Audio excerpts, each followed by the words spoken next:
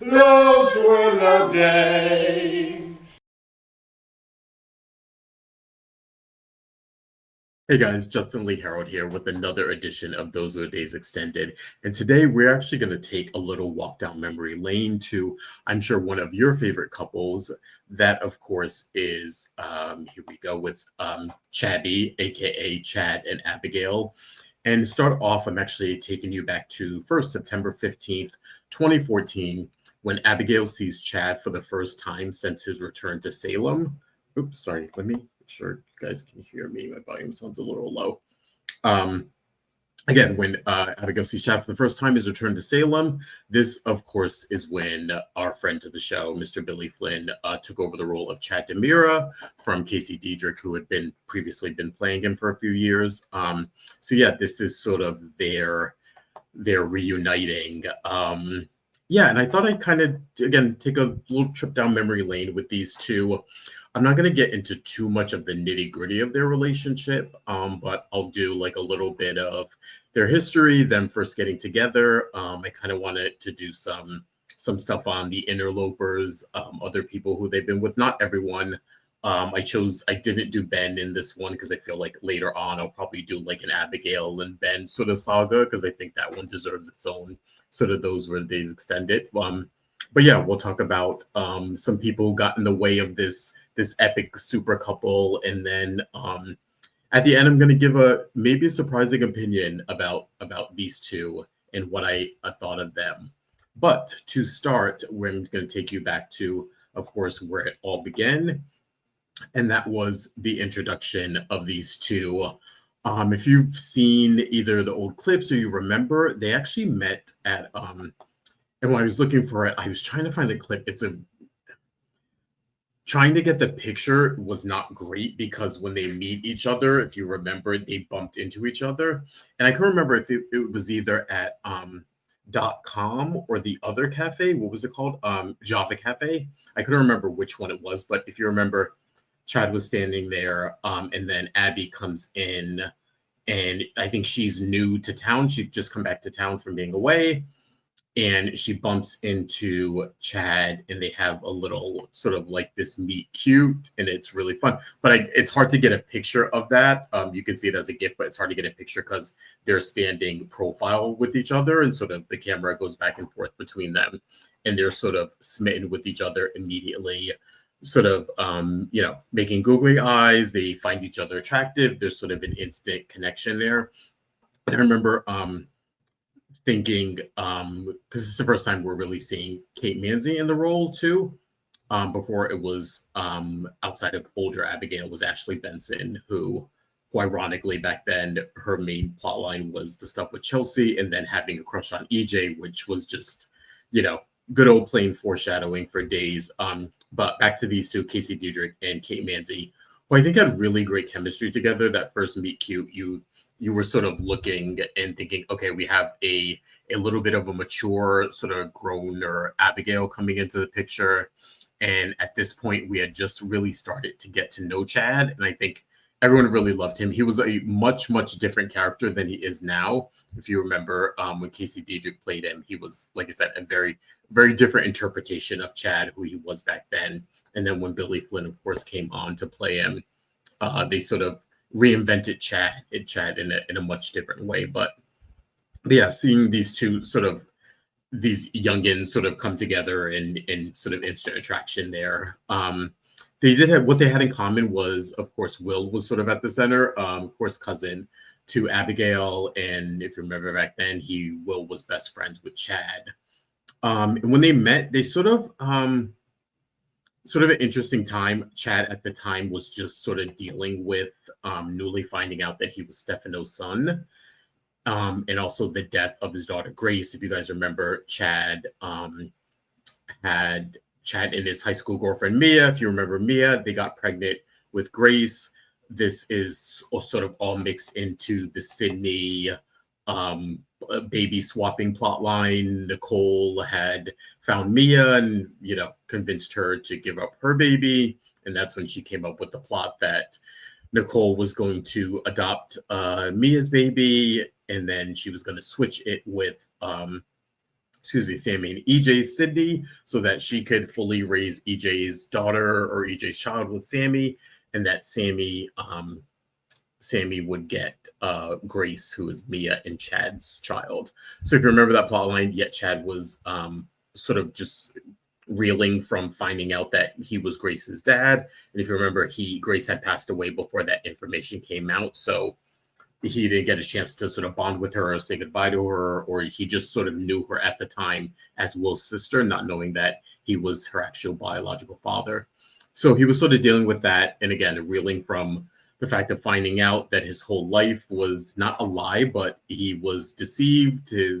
Stefano was his biological father. The man he thought was his father, who was not very kind and a bit cruel to him, was actually his stepfather. And that, again, at this point, his mother had already passed away. So Chad was going through a lot here. And I think finding a little bit of solace was sort of meeting Abby in this the spark of this sort of new relationship, or really being interested or happy about something, I think was really great for him. And Abby was incredibly supportive at the time as he was going through all of this. One obstacle, their families did not want them together. Of course, we know the Hortons and Jennifer at the time was not thrilled with the idea of Abby sort of, making nice or starting to date a newly minted Demira son, even though they understood that Chad was sort of new to the family. They were very, very cautious about Abigail sort of developing a relationship with him. And also on the opposite side of the Demiras, namely Stefano, was not that keen on his son sort of dating Jack and Jennifer's daughter. So there was on both sides sort of their families not being happy about this union. But yeah, they sort of weathered that. And then the next obstacle that came, this was sort of a way for Chad to be supportive of Abby, but Jack had sort of resurfaced. And this was at the time, if you remember this storyline, where Jack wasn't around. He wasn't a part of the family. He had taken off to do this journalism story on soldiers in Afghanistan. When he got there, he was sort of captured and tortured. But when he left, he sort of didn't tell the family, specifically Jennifer, what he was doing. He sort of just kind of ran off half-cocked, as Jack usually does. And then Jennifer, of course, didn't know he was kidnapped and tortured. So that sort of led to this idea that Jack had sort of abandoned them once again. And if you know Jack's history, that sort of teamed up with who he was in his past. And so it was, a Jack has left us again storyline, and at this point it was just Abigail and Jennifer. JJ wasn't around at this point. So yeah, Chad was really supportive when Jack resurfaced and wanted to continue a relationship with Abigail. Chad really stood by her side during that. And then as they're sort of plugging along, I think the writers decided they wanted to mix in some trouble with them. So they both started developing feelings for different people. If you remember, Chad started getting interested in Melanie, who at the time was Abigail's best friend. So that was a conflict there. And then Abigail started to develop these feelings for, if you remember, Austin Reed, who at the time was a professor. Him and Carrie were in town for an extended period of time. And this was when I believe Patrick Muldoon had come back to play Austin, sort of that period. So at the time, we had Billy, Austin were back in town. And it was Lisa Rinna, and I remember Patrick Muldoon had come back. And that was sort of their storyline, that Abby was sort of developing a crush on him and started having these feelings. And little do we know that it would be this weird sort of foreshadowing with the stuff with Austin about being deceitful and having him think that they slept together, as sort of being this weird retread of Austin's past with Sammy. And then also, her eventual affair with EJ, which comes a couple of years after this. But sort of this was sort of the mixing in of Abigail. Not her bad girl streak, but she was a bit mischievous back then, a little bit more than she was later on. I think later on she very much settled in being to a little bit more of the good girl and matured a bit. But this was sort of her being, I wouldn't say a great character, but she was a little bit more mischievous then. This was sort of, I think, the beginning sort of trappings of that. And so, yeah, I think the writers wanted to give Chad and Abigail a bit of a drama here, and it eventually broke them up this initial time.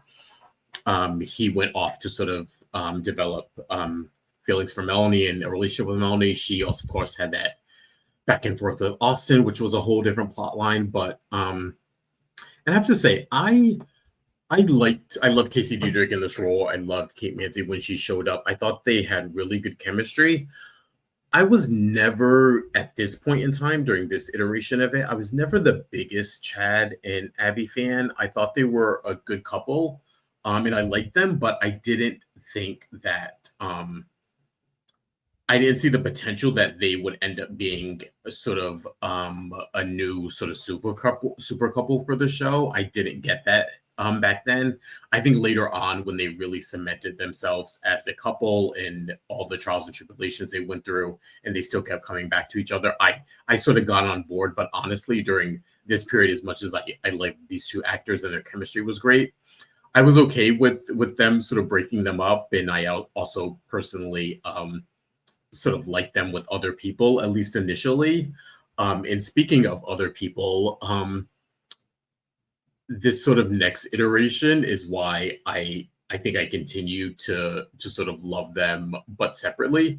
And that, of course, is bringing first to the stage. We had Abby and Cameron, who I loved, and I don't know if you guys remember Cameron. This is Cameron Davis. He is the son of Celeste. Celeste brought him to town to meet Lexi and become familiar with his family. He was a doctor. He's sort of, again, another sort of meet cute, runs into Abigail, and they sort of hit it off in instant attraction. And similar to sort of her beginning relationships with Chad, they were sort of there for each other at really sort of hard times in their life. If you remember, Lexi around this time was sick and sort of passing away. So Abigail was very much there for Cameron at the time. And then, of course, this is when, after Abigail eventually accepted Jack back into her life, and they were connecting and they were a family and everything was great, this is when Jack died again. And I use that in quotes because Jack has perpetually died. I don't know how many times over the course of the series, but this one in particular was the one when him and Abigail were stuck on the elevator and he sacrificed himself to save her. So he had died again. And then Cameron was very much there as a big support system to Abigail. So they were helping each other through these really sort of traumatic deaths of people in their lives, her with Jack, and then him with newly reunited sister Lexi and her death. And so yeah, I sort of love this relationship. I just thought Cameron was such an interesting character. And then another thing is that, which was different, which was a nice parallel, is that the Devereaux, Jack and Jennifer, the Hortons, they really loved Cameron and they really loved Abigail with Cameron. So I think as a contrast, they had the complete support of their family. Of course, Abe and Lexi were in support of it. Celeste was a bit hesitant over this relationship because I think she sensed that Abigail was still dealing with stuff. I think she sensed, the trouble she had with Chad. She sensed the stuff with Austin, a little bit of her mental instability, which would later resurface. Celeste was a little bit hesitant of her son, who was sort of new in town and getting his bearings, sort of hitching his wagon to sort of Abigail Devereaux and what she had going on. So, but other than that, I think they were a universally sort of like couple. I think Chad went through his stuff with Melanie, but I think he was always sort of lurking in the background, and they always they sort of started to develop this triangle with Chad and Cameron and her. This is where I think they went off the rails a bit. And if you remember how this ended, I'll quickly wrap this up and then sort of give my take on what I think went wrong with this. For Cameron and Abigail, intimacy was a big part of their relationship. It was Abigail dealing with the fact of wanting to hold on to her virginity or really questioning it and feeling like she needed to maybe sleep with Cameron or take things to the new level in order to hold on to him just because he was such a catch. And then, things with Chad went haywire before. So she was dealing with a lot of that. And then sort of Chad was coming around and letting it be known that he had feelings for her. And so again, they developed this triangle with Chad, Abigail, and Cameron. There was a point where Chad hit his head and then sort of faked this brain tumor in order to sort of trick Abigail, or basically sort of win the triangle over Cameron. And it worked, actually. What happened was Cameron found out again, in quotes, that Chad had a tumor, which he was lying about. And I think he felt really bad and that Chad wasn't long for this world. So he sort of bowed out gracefully and thought, I'm going to let Chad and Abigail explore their feelings. Excuse me. Explore their feelings for however long Chad is on this earth. And then, if when that dust settles, if Abigail is ready to reignite a relationship with her, sort of I'll be around. But I think he felt like he needed to bow out and let them have their time. Of course, Chad was lying. Abigail actually lost her virginity to Chad. She found out he was lying, completely dumped him. And then she sort of went to Cameron and felt like Cameron didn't fight for her enough in it, and sort of was not keen on the fact that he bowed out gracefully. So she sort of inadvertently dumped him too, or didn't want to reignite a relationship with him because she felt like he didn't fight enough for her. So that's how that sort of triangle sort of imploded. But what I want to say specifically for that triangle, I thought it was decent. I thought it was fine, but I felt like really they should have focused on. I would have rather had the storyline be with these three characters outside of a triangle, was the fact that Cameron and Chad had so much in common, specifically being the sons of Celeste and Stefano. And I felt like they really could have done something interesting there with making the storyline be maybe them coming together as friends, or maybe them coming together and wanting to learn more about their parents' history and their parents' history together. These were two people who inadvertently had been abandoned by their parents because of who they were, their partnership to each other. If you remember, Chad's mom, Madeline, didn't tell Stefano that she was pregnant because she didn't want him to be a part of the DeMira fold and the DeMira mob family. And the same with Cameron. Cameron's dad sort of took him from Celeste because he didn't want Cameron being involved with the DeMiras. And he knew that Celeste was very much ingrained with the DeMiras, and she was the pseudo matriarch at one point, and her and Stefano were so intrinsically tied together at that point. So he sort of took Cameron away from Celeste. So I thought the more interesting story would have been to focus on those two either coming together, either as friends and making that sort of a partnership, and have the Abigail triangle sort of be a B plot line or a side plot line that maybe came up later, or if them sort of begrudgingly, sort of fighting over Abigail, bonded over the fact of their parents together and what they went through with their history and learning sort of to reconcile with that. I think Cameron did a much better job of it with his relationship with Celeste. I think with Stefano and Chad, there was always a little bit of uneasiness.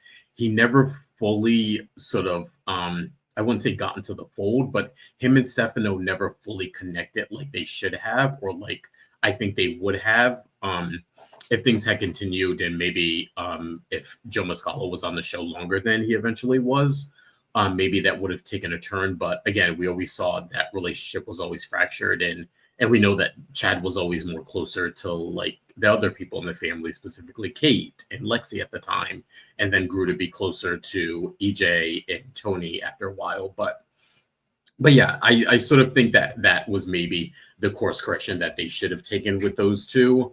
In addition to sort of Abby and Cameron having their love affair, another sort of pairing that I appreciated a little bit more than Chad and Abby at the time was actually, believe it or not, I was a big Chad and Gabby fan. I just really loved specifically later on, I did love Billy Flynn and Camilla, but I specifically loved especially Casey and Camilla when she came on. And I think that they just had such an interesting history with each other. And if you don't remember, it started actually when Gabby moved to Salem to live with Rafe. Her and Chad started dating in high school, and actually Chad dumped her for Mia, i.e., mother of Grace, former girlfriend, blah, blah, blah. So they, again, Chad and Gabby were sort of put together immediately when she came to town. It didn't work out then. Then they had a little bit of a mutual attraction, or a little bit more on Gabby's part, when they modeled for Countess Wilhelmina, and they were both models and sort of put together by Billy and Kate a lot back then. So that's when Gabby's real sort of more than like puppy love attraction really started for Chad and having feelings for him. And then, of course, Gabby eventually hired that stalker to take Melanie out of the picture. It eventually backfired on her, and that's what caused the explosion in the tunnels that eventually killed Jack, and sort of really soured Chad on her for a few years. Actually, that's what sort of, I think, squashed any sort of idealized version of them two coming together at any point and having something, whether Abigail was in the picture or not. But it wasn't until I think we really got genuine feelings in a relationship was when Billy Flynn took over.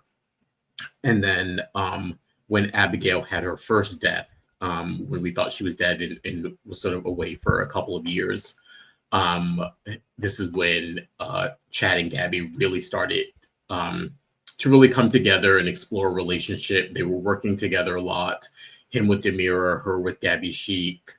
Abigail, Miss Memory was looming, but the fact that she was dead was sort of something that wasn't such a hindrance to them coming together. At this point, Chad had forgiven her for her past sort of transgressions and the stuff with Melanie, so they were sort of on their way. And then, of course, Abigail comes back. Then we get another Chad Abigail triangle, this time with Gabby in the middle. This time I think it was a little bit more even keeled, because I think as much as Chad loved Abigail and I think wanted her back, I think he was resentful by the fact that she stayed away and sort of faked her death. He was sort of very honest with her about his lingering feelings for Gabby, that, yeah, maybe they weren't as strong as his feelings for her, but he also wasn't angry at Gabby and didn't have resentment toward her at the time. So I think it was a real sort of interesting way to do a storyline. And me at the time, I really preferred Chad and Gabby at the time. I really wanted them together. Again, they went back and forth for years. They ended up at odds due to their relationship. At one point, Chad was with Abigail, and then Gabby was with Eli for a portion, and then Dario came into picture, and then Dario and her were sort of messing with Chad and Abby, and that sort of backfired. So it was a lot of resentment at the end, where we had Chad and Gabby sort of at odds with each other, until sort of this year, where we had them sort of finally like kind of make up, sort of bury the hatchet once and for all. They were cordial with each other. And this, of course, is with friends of the show, Sherry is playing Gabby and, of course, Billy Flynn. Sort of they sat down, was it maybe a couple months ago, and sort of really sort of buried the hatchet and had a nice chat. And I think this was spurned from the fact that Gabby really stepped up and helped Chad, Kat, and JJ when they were really trying to take down Clyde. I think that really spoke volumes to Chad, and it really allowed him to once and for all give up on his resentment towards Gabby and his anger and everything that he had been holding on to for the last few years, and just really develop a cordial relationship, which I actually really liked and appreciated, because like I said, back then I really rooted for these two to be together. Like I said, I liked Chad and Abigail, but it wasn't until sort of after they got through this hump that I really started to really like them and care for Chad and Abigail as a whole, as a couple. And so, yeah, that was sort of I think the most significant ones. Again, of course, I left Ben out of this one. I probably do a Abigail and Ben sort of saga one at different points. I left out sort of Dario, who I think was sort of a blip on the screen. I left out the Stefan stuff, which I think was kind of messy and weird to get into, but I kind of want to highlight people who I saw at the time I thought were sort of on par, better matches for Chad and Abigail. But with that said, I want to say I am one of those people, and maybe this controversial opinion coming up.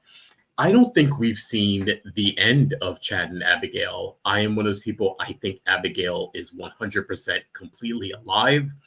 I think it is the reason that we never got her remains. We never got a body.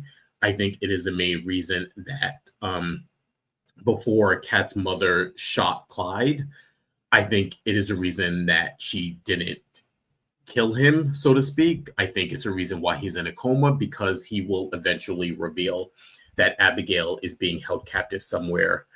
I think all of those things just make sense to me, that she's still alive. I don't think she's dead. I think that they are holding her, they are putting her on the back burner for the time being. And whether or not it's this relationship with Chad and Kat that goes to a new level before they spring her back, or it is a relationship with Chad and someone else in the future, I don't know. But I 100% believe that she is still alive. I think the clues that they gave us are indications that she is not dead. I think if she was dead, we would have got her body.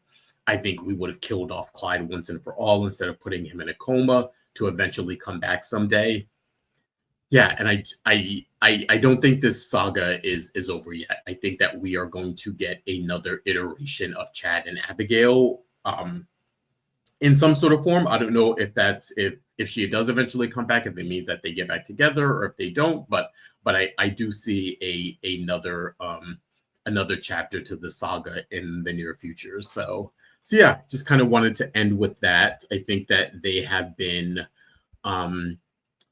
a super couple that I think one of the newer generations that I think most people can get by. And I think people have really responded to them in the different iterations of who played them, whether it's Casey or Billy or Kate Manzi or here Marcy Miller, who I think just did an amazing job, I think, during those last few years with the character of Abigail in making her transition from who she was into this new person. And then, of course, the DID storyline, which I think was so huge.